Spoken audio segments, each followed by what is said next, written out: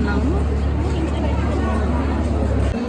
ఈరోజు నుంచి బోనాలు స్టార్ట్ కాబట్టి చాలా మంది జనాలు చాలామంది ఉన్నారు.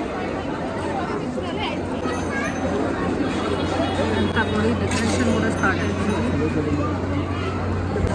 చాలా బాగా ఆషాఢ మాసంలో అమ్మవారు